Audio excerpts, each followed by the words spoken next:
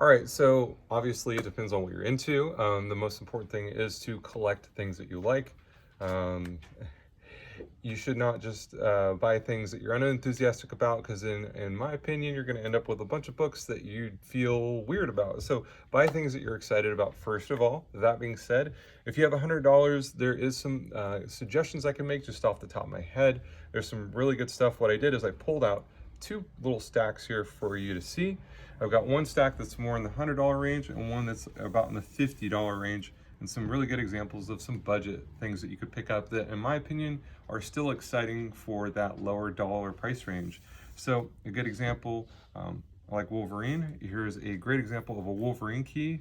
There isn't a ton of Wolverine keys, but this is Marvel Comics Presents 72, first appearance of Weapon X. And it's also a great Barry Windsor Smith cover. It has a lot going for it.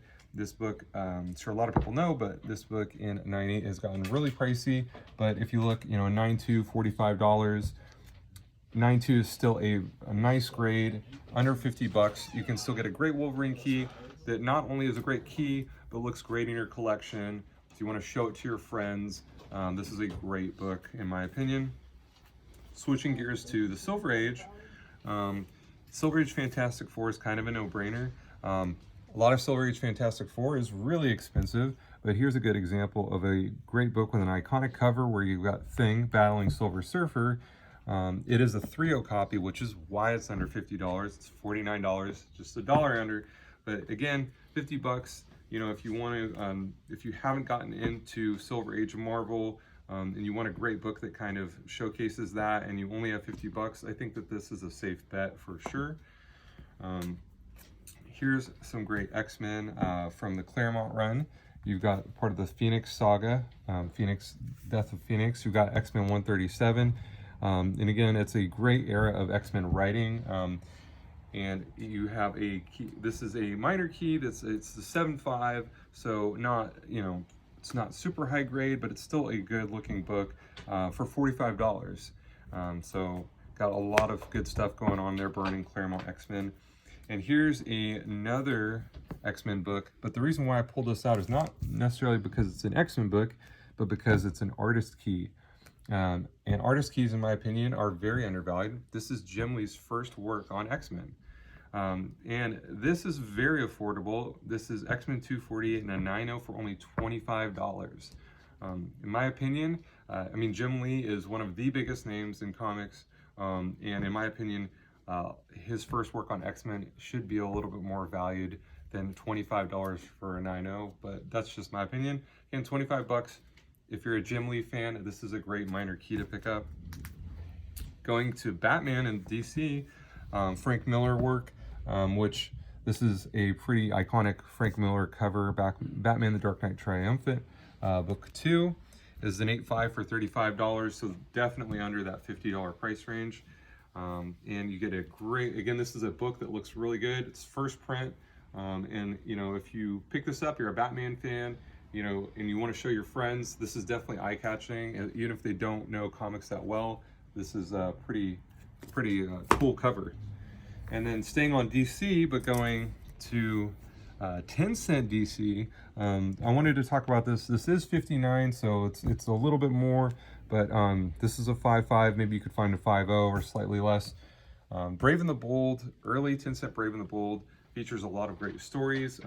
They go from different characters to different characters, so Hawkman, Batman, but it's really early DC from the Silver Age. And again, you know, $59, this is stuff that, in my opinion, is a little bit overlooked because DC hasn't been as hot as Marvel, so you could find a lot of good value there. And so if you're a DC guy, I think that you can comb through some Brave and the Bold and find some early stuff for a bargain, in my opinion.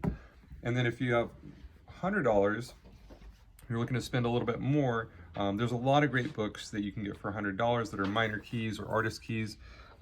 This is a great example of a McFarlane Spider-Man book. So McFarlane had a great run on Amazing Spider-Man, and this is a great cover where you get his rendition of Hulk, and you have Spider-Man, and great title interaction.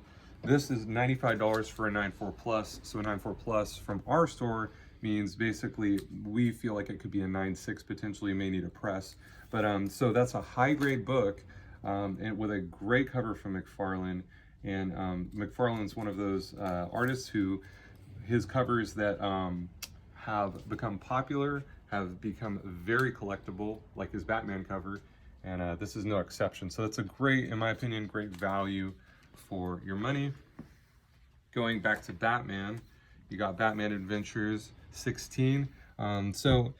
Often people get hung up on just the Harley key with Batman Adventures, but there's a lot of great keys like the Joker Harley Wedding right here. And this is potentially a 9.8 candidate, which is why we put 9.6 plus for only $95. So you get not only a great key for two awesome villains, you get awesome Bruce Timm artwork, really cool pinks, and a lot of fun colors on this. So again, $95, a great value for a Batman collector, in my opinion.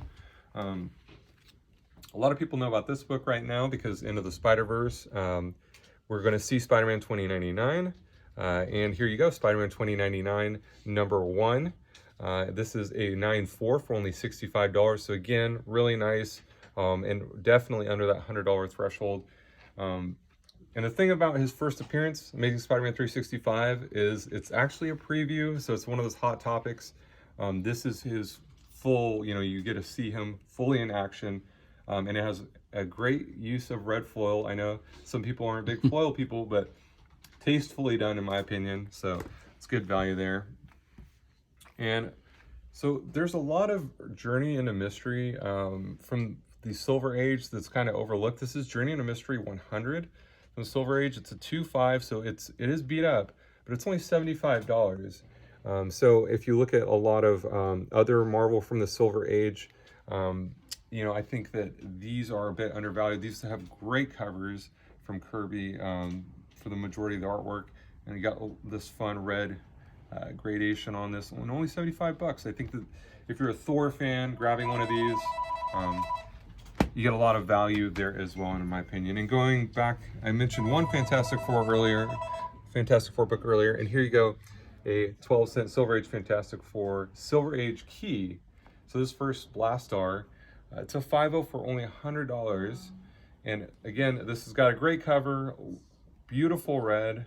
This is a very nice looking 5.0 too, but again, you're right at that $100 mark. You're getting a Silver Age Fantastic Four key, and Fantastic Four is another huge speculation property right now with the MCU. So I think if you're able to get up even a minor key in like a mid-grade for Fantastic Four for $100 from the Silver Age, I think it's a no-brainer. And staying on that same topic, here you go, Fantastic Four 64, 6.5. So again, Silver Age Fantastic Four under $100, and 6.5 from a book that's over 40 years old, 50 years old.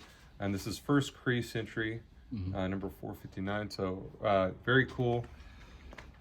And changing from silver to bronze. So Ghost Rider, we've got Ghost Rider #6, and this is a high grade book, so it's 110. It's a little bit over that threshold, but my point is that a lot of the Marvel Spotlight 5 and Ghost Rider 1 have become a bit out of reach for people. And I think that you can still get, maybe high grade, really nice looking copies of some of the non-key Ghost Rider books from the Bronze Age. And these covers are really dynamic with him on his motorcycle. You got, him transforming to Ghost Rider from Johnny Blaze. So it's got a lot of cool things going for it. And you can still get them at a reasonable price. I think that once we see him, in an MCU property, these are going to become hotter, more out of reach. No pun intended.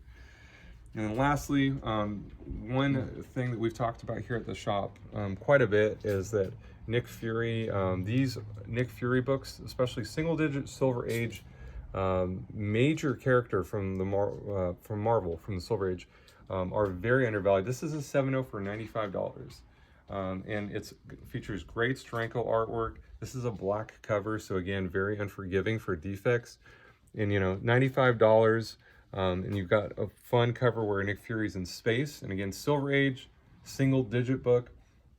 I think that these are a little bit slept on, so I think that you can't go wrong. But again, buy what you like. These are just kind of some books that I would recommend with a limited budget that just come to mind, and hopefully that helps you guys out in your collecting journey.